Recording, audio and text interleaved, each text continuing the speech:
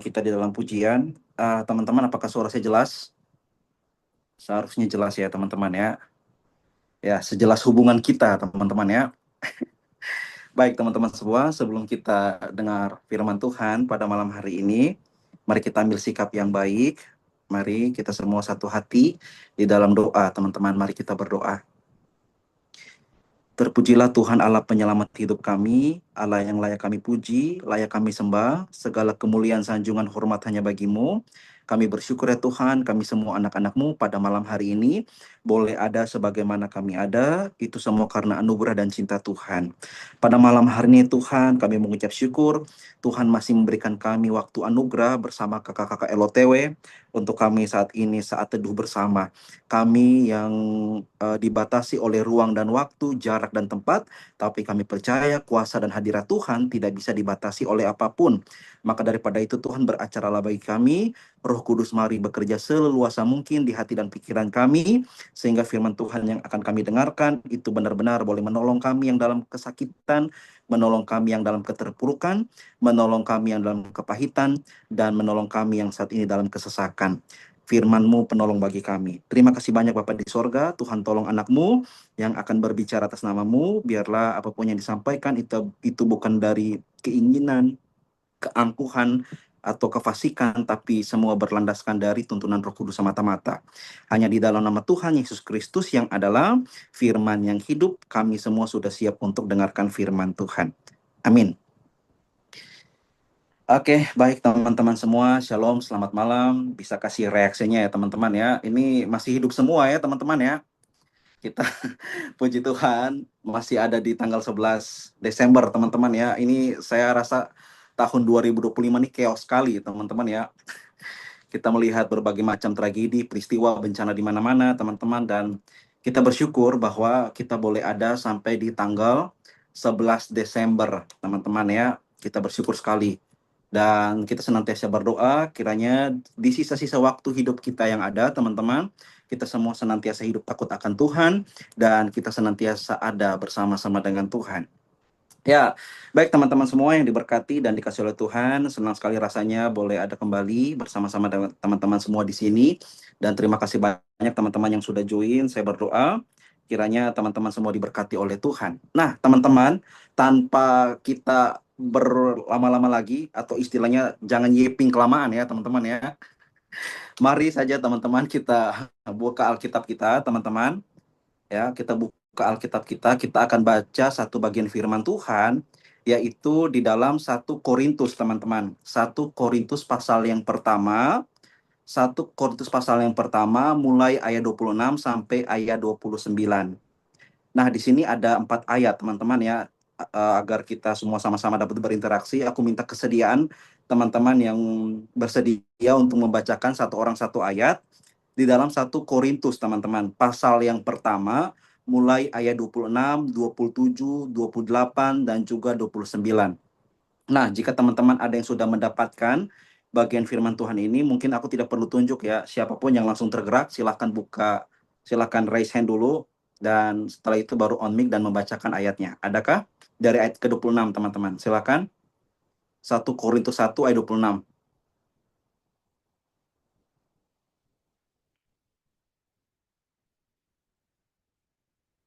Adakah teman-teman yang ingin membacakan bagi kita? Ya, sepertinya semuanya diberkati oleh hadirat Tuhan ya, teman-teman. Baik, mungkin saya akan, ada yang bacakan silakan. Kalasma mungkin, atau siapa? Silakan Kak ya. Eh, Kak Diki, Kak Diki. Oh, silakan Bang Diki ya. Oke, saya akan bacakan 1 Korintus 1 ayat yang ke-26.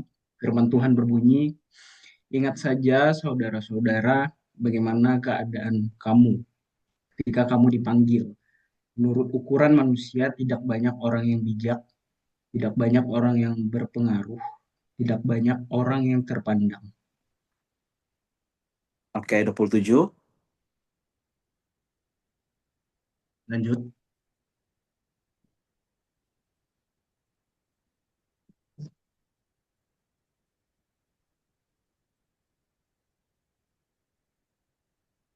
Adakah teman-teman, atau aku langsung ya, aku 27 ya.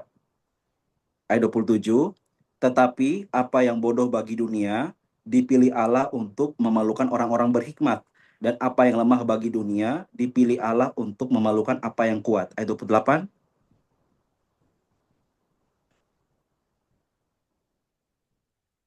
adakah teman-teman? Adakah teman-teman? 1 Korintus 1 ayat 28 sampai 29. Dan apa yang tidak terpandang dan yang hina bagi dunia dipilih Allah, bahkan apa yang tidak ada dipilih Allah untuk membuat apa yang ada menjadi tidak ada. Ayat 29, supaya jangan ada seorang pun yang dapat bermegah di hadapan Allah. Ya, terima kasih banyak untuk Bang Diki dan juga Eunike yang sudah membacakan firman Tuhan ya. Demikian jauh pembacaan firman Tuhan bagi kita, teman-teman yang diberkati oleh Tuhan. Ya, sekali lagi shalom teman-teman ya. Saya berharap dalam keadaan yang sejuk-sejuk seperti ini teman-teman tidak ngantuk ya guys ya. Baik teman-teman ya, jadi firman Tuhan pada malam hari ini di dalam 1 Korintus 1 ya, mulai tadi ayatnya yang ke 26 sampai 29, saya percaya bahwa teman-teman sudah pernah menjumpai bagian firman Tuhan ini teman-teman. Dan sebelum kita melihat bagian apa maksud dari ayat ini, mungkin saya ingin berikan sedikit konteks teman-teman ya, berkaitan dengan keadaan orang-orang Korintus pada waktu itu. Nah, jadi teman-teman yang diberkati, ketika Rasul Paulus menuliskan ini kepada Jemaat Korintus itu memiliki beberapa problem teman-teman ya, beberapa masalah seperti itu. Nah, salah satu masalah yang mereka hadapi selain mereka itu mungkin dari orang-orang yang tidak terpelajar, orang-orang yang dipandang seperti itu, tapi di jemaat Korintus juga itu terjadi yang namanya perselisihan. Teman-teman, terjadi yang namanya apa ya, tidak kompak seperti itu. Jadi orang-orang pada waktu itu tuh banyak yang clash, berkelahi, dan berkelahi di sini dalam konotasinya adalah membuat gap, oke, membuat gap, membuat kotak-kotak seperti itu. Nanti teman-teman akan membaca lengkapnya itu di pasal 3 dari 1 Korintus 1 pasal ketiga, teman-teman ya. Nanti teman-teman akan lihat di sana. Dan juga di pasal 1 ini teman-teman, sebelum perikop ini yang kita baca, di perikop sebelumnya itu adalah perpecahan dalam jemaat. Oke, perpecahan dalam jemaat. Nah, kalau teman-teman lihat sedikit saya bagikan ya, di dalam 1 Korintus pasal 1 teman-teman ya, mulai ayatnya yang ke-12 coba. Saya bacakan bagi kita ya. Ayat 12 dari 1 Korintus pasal 1, dia bilang gini, yang aku maksudkan ialah bahwa kamu masing-masing berkata, aku dari golongan Paulus, atau aku dari golongan Apolos, atau aku dari golongan Kefas, atau aku dari golongan Kristus. Adakah Kristus terbagi-bagi? Cek aman ya. Saya ulangi teman-teman. Ayat 13, adakah Kristus terbagi-bagi? Adakah Paulus disalib karena kamu? Atau adakah kamu dibaptis dalam nama Paulus? Nah, yang aku bilang tadi teman-teman ya, reminder bagi kita. Jadi orang-orang Korintus pada waktu itu tuh lagi gelut gitu. Karena ada kelompok-kelompok yang memisah-misahkan diri. Padahal mereka sama-sama percaya Tuhan gitu. Tapi ada yang bilang, aku nih golongan Apolos, aku nih golongan Paulus gitu ya. Kalau Apolos teman-teman tahu itu adalah seorang teolog atau seorang ya teolog muda dari Alexandria yang jago khotbah teman-teman ya. Jadi banyak orang yang suka Apolos nih. Oke. Jadi teman-teman lihat di zaman Korintus ada yang mengkultuskan Apolos, ada yang mengkultuskan Paulus, ada yang mengkultuskan Kefas ya, dalam hal ini Rasul Petrus, oke. Dan juga ada yang mengkultuskan Kristus. Bahkan Paulus sendiri tidak mau dirinya dikultuskan oleh jemaat Korintus. Karena gimana sih kalau teman-teman perhatikan di pasal 3, nanti Paulus bilang di sana bahwa Apolos menyiram, aku menanam, atau aku menanam, Apolos menyiram, tapi yang memberi pertumbuhan Tuhan sendiri. Nah, teman-teman. Jadi, itu latar belakang ya dari jemaat Korintus kalau teman-teman tahu. Dan mungkin sedikit pelajaran rohani yang kita bisa ambil. Nah, kita nih kan udah di era-era, mungkin banyak orang Kristen bilang di era zaman akhir nih, menuju akhir zaman. Jadi kita orang Kristen harus bersatu. Amin ya teman-teman ya. Dan saya bersyukur kita ada di LTW, kita boleh bergandeng tangan dari berbagai denominasi tanpa memandang kita ini dari gereja mana. Sangat bersyukur sekali teman-teman ya. Karena kalau teman-teman melihat fakta dan realita hari-hari ini kalau istilah Alkitab kan serigala gigit domba ya. Oke, tapi kalau zaman sekarang domba dan domba saling gigit. Jadi kayak istilah, kayak ada kompetitor dan kompetisi di dalam dunia rohani Kristen kita. Mana gereja yang paling bagus, mana gereja yang paling benar. Dan itu realita yang tidak bisa kita pungkiri. Padahal kita sekarang ini lagi tidak baik-baik saja. Apalagi kita beberapa waktu lalu mendapat kabar duka, ya kan, dari Sumatera, Aceh, Sumut, Tapteng, Tamiang, ya kan, Tapanuli, Sibolga, dan lain sebagainya.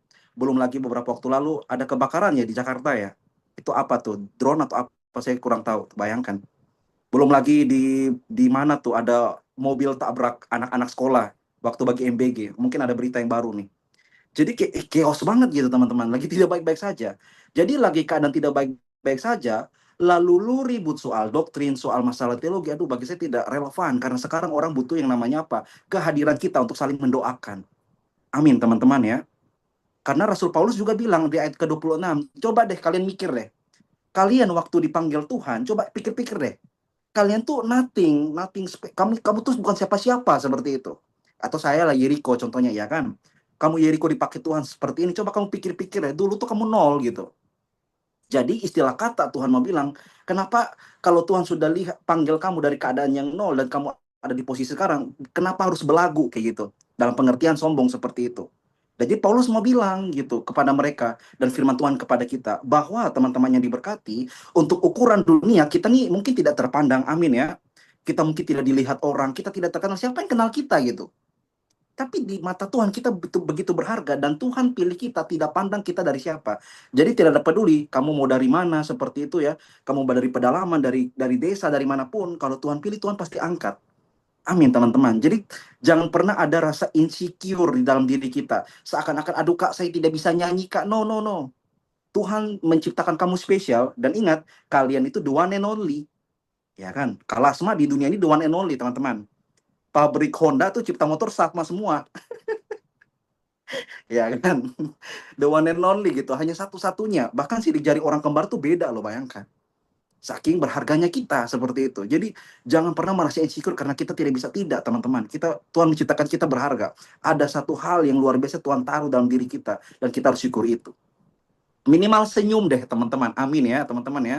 Ada yang mau melayani ya Bang Diki di gereja ya. Dia nggak tahu nih mau ngapain. Bawa kolektor nggak bisa, malu gitu ya. Nyanyi juga suaranya miring gitu. Aduh, takut yang denger tuh telinganya sakit gitu ya. Ya udah deh, minimal jadi penerima tamu udah user deh, senyum deh minimal. Itu juga udah pelayanan. Amin ya teman-teman ya. Jadi luar biasa sekali teman-teman ya. Saya lihat sejauh mata memandang ini senyumnya luar biasa sekali. Saya seperti melihat kerajaan surga terbuka ya. Karena teman-teman senyum luar biasa. Seperti itu teman-teman, sesimpel itu. Minimal kita senyum teman-teman. Itu juga adalah pelayanan di dalam Tuhan. Nah, jadi inti saya tidak akan panjang di sini teman-teman. Tapi poin yang paling penting yang firman Tuhan mau sampaikan kepada kita seperti ini. Bahwa Rasul Paulus mau ingatkan, kalian ini memang tidak terpandang menurut ukuran dunia, amin ya. Kalian mungkin tidak ada yang pintar, oke? Kalian mungkin tidak terkenal, tetapi teman-teman, Tuhan bisa memakai kamu yang tidak terkenal, Tuhan bisa memakai kamu yang mungkin tidak dipandang oleh dunia untuk memalukan orang-orang pintar. Kenapa demikian? Karena Kristus di dalam hidupmu. Jadi kehebatan kita saat kita muncul di permukaan bukan karena kita tidak ada apa-apa, tapi karena Tuhan ada di dalam diri kita. Ini sangat kontras bukan dengan kisah Daud melawan Goliat. Amin ya teman-teman ya. Goliat datang ya dengan perisai dan juga pedang. Lalu Daud berkata bahwa kamu mendatangi aku dengan tombak dan panah atau busur ya, tapi aku datang dengan nama Tuhan semesta alam. Widih, keren banget. Asli. Itu sangat-sangat perfect guys. Karena dia datang dengan nama Tuhan Allah semesta alam. Ya kan? Dengan satu kali lemparan, ya kan, ketepel atau dalam hal ini ale-ale gitu ya. Langsung kena Goliat dan langsung tumbang tentara orang Filistin yang paling besar pada waktu itu. Itu bukan karena Daud, sekali lagi, amin. Bahkan Alkitab bilang Daud itu menggembalakan kambing domba, mukanya kemerah-merahan. Tapi karena dia bisa mengalahkan Goliat, karena dia datang dengan nama Tuhan Allah semesta alam. Dan ini menjadi reminder dan pengingat bagi kita. Oke? Bahwa di momen Natal ini, teman-teman ya, saya mau bagikan juga karena kita di bulan Desember, bahwa Natal pada definisinya itu bagi saya adalah kesederhanaan. Amin ya teman-teman ya. Karena kita lihat beberapa peristiwa, banyak mungkin orang kehilangan keluarga, papa, mama, adik-adik, anak-anak tuh mungkin tertimbun dalam tanah, bencana kemarin. Jadi kalau teman-teman hari ini masih memiliki keluarga utuh, bersyukurlah. Karena banyak orang ingin mendambakan keluarga cemara. Amin teman-teman ya. Saya mau bicara soal waktu. Karena waktu tidak bisa diulang. Tanggal 11 Desember hari ini tidak bisa kita ulang kembali. Amin teman-teman ya. Tidak pernah bisa kita ulang. Kita akan bisa mengenang dalam kenangan memori kita, tapi keadaan real tidak akan pernah bisa kita ulang. Makanya teman-teman semua, tolong saya minta dengan kerendahan hati, hargailah orang-orang di sekeliling kita yang kita kenal. Amin teman-teman ya. Karena waktu itu begitu cepat, kita tidak tahu kapan Tuhan panggil pulang kita, atau Tuhan panggil orang-orang yang kita sayangi. Karena saya mungkin ada teman-teman di sini lihat story saya beberapa waktu lalu sering posting berita duka. Jujur teman-teman ya, ada kita semua di sini kepada Kak Anya, Bang Diki dan teman-teman, saya sering posting beberapa teman yang meninggal dan usia muda. Ada yang kecelakaan laka lantas, ya. Ada yang karena sakit. Itu masih umur tahun kelahiran 2000, 2003, 2004. Masih sangat muda-muda seperti itu. Tapi Tuhan panggil, itulah usia tidak ada yang tahu. Jadi teman-teman, kita ukuran untuk umur panjang bukan karena kita muda, tapi karena kasih karunia Tuhan saja semata-mata. Maka daripada itu, teman-teman yang diberkati dan dicintai oleh Tuhan kita Yesus Kristus, kita lihat pada poin ini, teman-teman, ayatnya yang ke-28 dibilang apa? Dan apa yang tidak terpandang dan yang hina bagi dunia, dipilih Allah. Bahkan apa yang tidak berarti, dipilih Allah untuk menyediakan apa yang berarti. Teman-teman, saya reminder kita, Tuhan Yesus datang ke dunia dengan sangat sederhana. Bahkan dia lahir di tempat kandang atau domba, dalam hal ini pengertiannya adalah palungan ya, tempat makan domba pada waktu itu. Itu mengidentifikasi kepada kita kesederhanaan yang luar biasa. Karena pada saat waktu Mama Maria ya mengandung Tuhan Yesus, tidak ada tempat di mana-mana, tidak di hotel, tidak di rumah sakit mewah, ya kan? Bahkan semua tempat full, tapi Tuhan hadir di tengah-tengah kandang domba. Dan teman-teman tahu, saksi pertama yang melihat Yesus lahir itu adalah gembala. Amin teman-teman ya. Nah, gembala-gembala pada waktu itu kan itu adalah profesi yang sangat hina pada waktu itu, bahkan direndahkan. Tapi yang direndah-rendahkan itu, itulah menjadi saksi pertama Yesus Kristus lahir. Dan malaikat berkata dalam Lukas 2:11, hari ini telah lahir bagimu Kristus Tuhan di kota Daud. Keren sekali teman-teman. Menandakan Tuhan Yesus mengasihi kita semua, tidak peduli kita siapa. Itu yang saya sangat bersyukur teman-teman. Saya tidak peduli deh, mungkin orang tidak kenal saya, it's okay, nggak apa-apa. Tapi asal Tuhan kenal saya, itu sudah lebih dari cukup. Karena Tuhan adalah Allah yang setinggi-tingginya, the Almighty God. Orang Arab bilang Allahu Akbar. Amin teman-teman ya, Allah yang maha besar. Dan itu kita sangat bersyukur bahwa Tuhan memakai kita, memilih kita. Mungkin untuk kalangan circle kita, kamu nih gagu contoh ya, minta maaf teman-teman ya. Untuk kalangan circle kita nih, kita tuh gak masuk hitungan, kamu tuh gak level gitu. Kamu tuh punya motor atau enggak, bahkan bayangkan. Ukurannya kayak gitu dari materi. Tapi Tuhan memilih kita bahkan di saat kita tidak ada apa-apa. Ya, teman-teman, saya bersyukur dan saya berdoa biarlah dalam momen-momen Desember ini teman-teman semakin semangat melayani Tuhan ya. Jadi yang panitia-panitia Natal, oke, semangat ya. Walaupun notif mau jebol ya, tapi tetap semangat ya guys ya. Karena kita tahu bahwa itu kita lakukan untuk Tuhan, bukan untuk ketua panitia ya, bukan karena untuk siapapun, tapi memang karena Tuhan kita memberikan yang terbaik bagi Tuhan. Karena Tuhan Yesus telah hadir di dunia ini, terkhususnya Tuhan Yesus lahir di setiap hati kita. Nah, sebagai penutup teman-teman, saya akan bagikan satu cerita teman-teman ya, sebagai penutup dalam renungan ini. Mungkin ini cerita yang sudah teman-teman dengarkan berulang-ulang, tapi ini menjadi reminder bagi kita. Ada seorang misionaris dari Cina, teman-teman ya. Dia itu diutus Tuhan untuk melayani ke Amerika.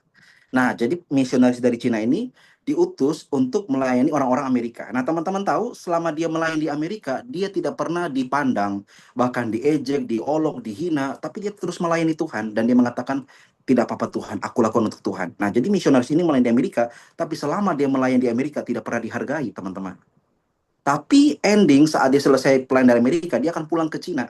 Teman-teman tahu tidak, saat dia pulang ke Cina naik pesawat, sampai di bandara, banyak orang yang sudah berkerumun dan berteriak-teriak, histeris banget gitu.